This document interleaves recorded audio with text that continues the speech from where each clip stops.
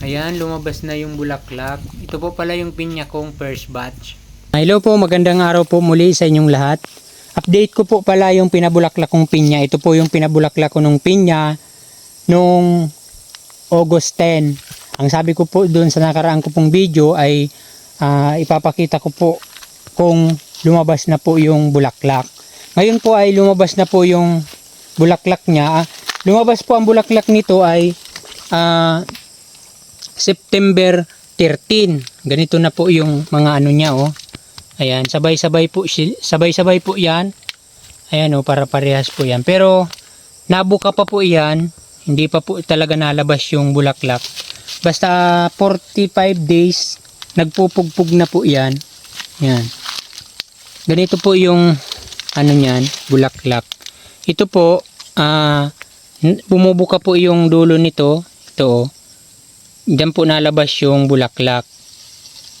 Pagkatapos po niya magpugpog, pwede na po yung i-berrylix. Yung berrylix po ay pampalaki po yun ng pinya.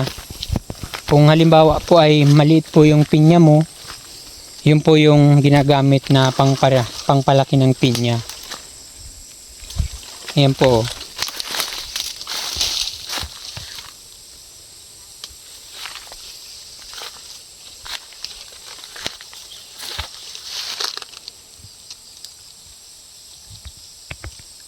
Lahat na po yan mayroon.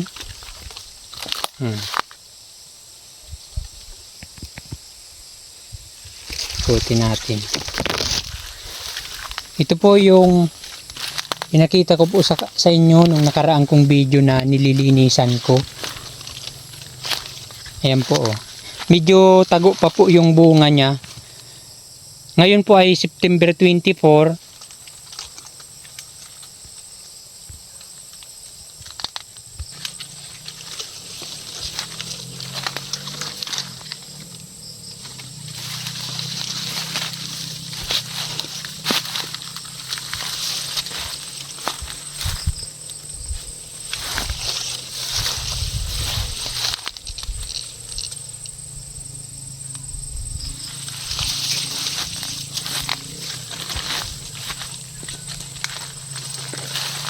Ang ganito po, oh, halata mo na yung malalaki. Pag ganito po yung dulo ng pinya, sigurado po malaki yan. Pag ganyan po, medyo maliit siya. Ayan, oh, malaki po yan.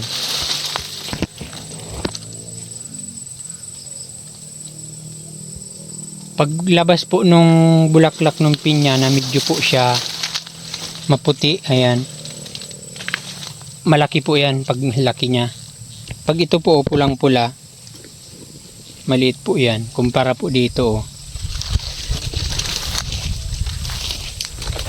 Sa ngayon po makikita mo na po sa ganitong sitwasyon kung ang pinya mo po ay kailangang i-berrylix. Pero mas maganda pong mag-berrylix pagka yung medyo malaki na po yung bunga ng pinya, kasi makikita mo po talaga kung ano po yung epekto ng berrylix. Pag yung pagkatapos po kasing magpugpog ng pinya tapos mag-a-apply ka na kaagad ng berrylix, hindi po gaanong na-epekto yung ano. Yung berrylix po pala ay ano po siya,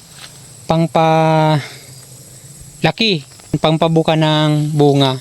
Yung mga may mata po bagay yung pinya, bumubuka po yung mata ng pinya. Yan. Parang lollipop.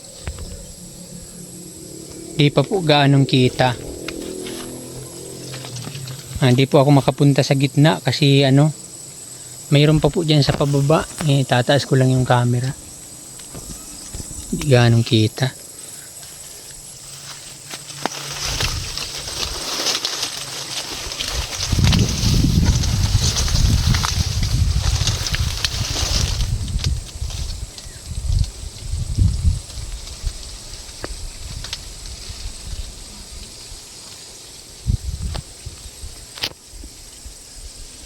Yan.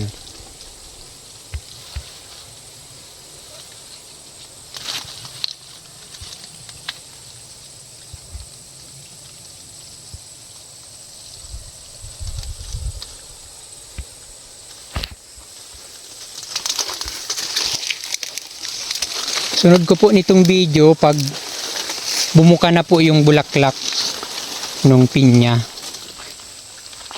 Yung ganito po, pag nagbuka na po yung bulaklak sa ganito, namumukadkad po yung bulaklak dito eh. Ayan po, kulay violet na yan oh. Bulaklak na po ito.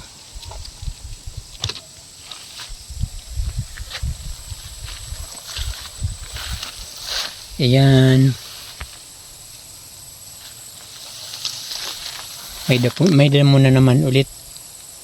Pero hindi na po yan lilinisan.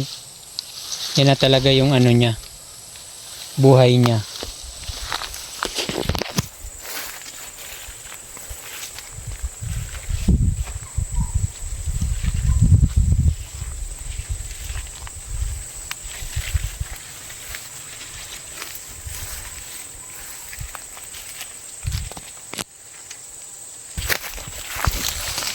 Yan, lahat po yan meron. Kluban.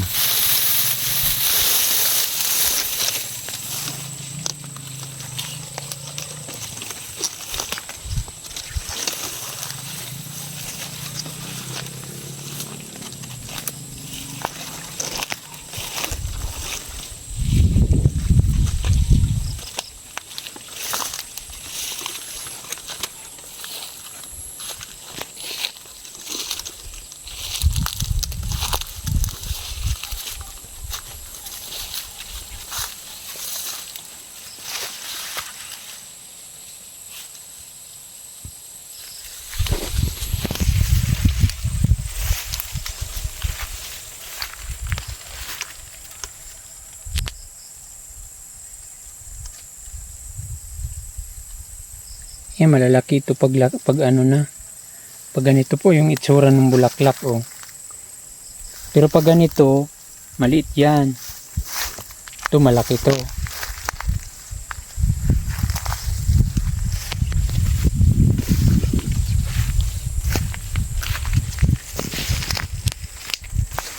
Yan oh. Yan ganyan pong itsura oh. Malaki yan. Pag ganito naman, maliit yan. Medyo maliit. Pero halos magkasing laki lang sila oh. Pero pag yung malaki na yan, pag lumaki na sila, mas maliit ito. Yun, malaki yun. Hanggang dito na lang po yung aking video. Maraming salamat pong muli sa inyong panunood. More power po. God bless.